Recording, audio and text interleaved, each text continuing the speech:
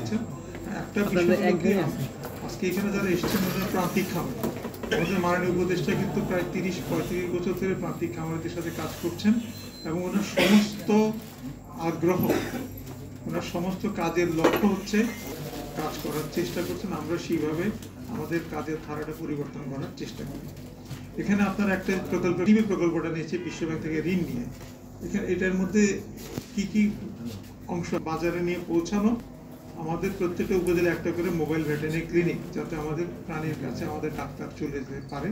প্রাণী অনেক সময় দেখবেন যে গ্রাম থেকে এত বড় গরুকে কিন্তু উপজেলায় নিয়ে আসা যায় না। পৃথিবীর আমাদের কোনো রাজা বাদশাহ কোনোদিন এক মোট হাল লাগানো হয়েছে বা গরু বেড়েছে তার রেকর্ড নেই।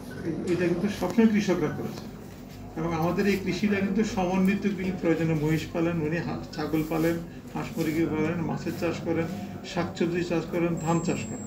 আমি নিজে কৃষক পরিবারের সন্তান, আমার দাদা একজন সরাসরি কৃষক ছিলেন। আমরা পরের জেনারেশনে যদিও চাকরি বাকরিতে এসেছি, আমরা কিন্তু কৃষির উপর এখনো নির্ভরশীল, কৃষি যুক্ত আছে।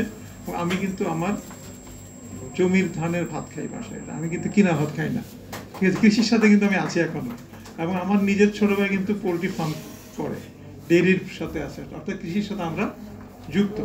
মানে প্রান্তিক পর্যায়ে কৃষকের কী ধরনের সমস্যা হয় সেটা আমরা অবহিত আছি।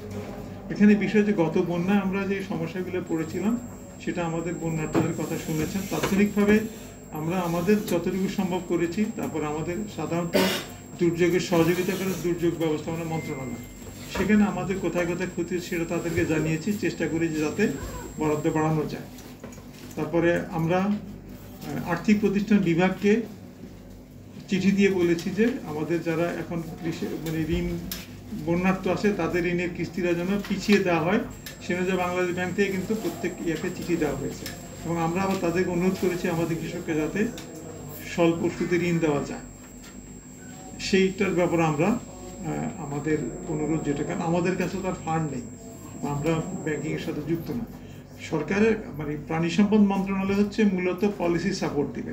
সাপোর্টগুলো আমরা কিভাবে দেই সেটা হলো প্রকল্পের মাধ্যমে।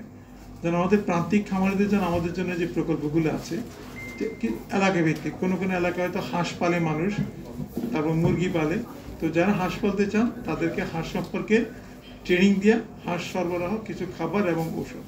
তারপর আমরা আশা করব উনি আস্তে আস্তে এইটা ওই প্রশিক্ষণ দিয়ে নিজের বাড়াবেন। কিছু কিছু ক্ষেত্রে আমরা কিন্তু ভেড়া দিয়েছি, কোথাও কোথাও আমরা গরু দিয়েছি, কোথাও কোথাও আমরা ছাগল দিয়েছি। এইভাবে কিন্তু আমাদের প্রান্তিক কৃষকদেরকে সরকার সহযোগিতা করছে। এবং এলডিডিবি প্রকল্পে যদি বলেন যে 72 লাখ কৃষক পরিবারের যে সংগ্রহ করার উদ্দেশ্য হচ্ছে যে আমরা কিভাবে তাদের পাশে এইভাবে যেতে পারি। আপনারা খাবারের দাম নিয়ে যেটা বলেছেন, এটা হচ্ছে একটা কিন্তু অল্প জায়গায় প্রচুর মানুষ। পৃথিবীর 7 কোটি লোক ছিল তখন, আমি একটা এক্সারসাইজ করেছিলাম তখন সবচেয়ে, এখন পর্যন্ত ভারত 1 নম্বর, তখন চীন ছিল পৃথিবীর সবচেয়ে বেশি জনসংখ্যার দেশ। তখন আমি হিসাব করে দেখেছি চীনে প্রতি বর্গ কিলোমিটার জন 46 গড়ে। দ্বিতীয় ছিল ভারত, ভারতে ছিল 319, মার্কিন যুক্তরাষ্ট্রে ছিল 25। আর ওই 700 কোটি লোক সবাই যদি যুক্তরাষ্ট্রে চলে যায়, পৃথিবী খালি করে, আমি হিসাব করে দেখি তখন ছিল প্রতি বর্গ কিলোমিটারে 660 জন। আর তখন বাংলাদেশে ছিল প্রতি বর্গ কিলোমিটার 1049 জন। তাহলে জনঘনত্বের মাত্রাটা আশা করি এই অঙ্ক থেকে বুঝতে পারবে যে আমাদের এনে কত বেশি। একইভাবে আমাদের এলাকা অনুযায়ী যে কোনো প্রাণী সম্পদ থাকার কথা, গরু ছাগল, এটা কিন্তু এখনো প্রয়োজনের চেয়ে বেশি আছে। মানে সাধারণ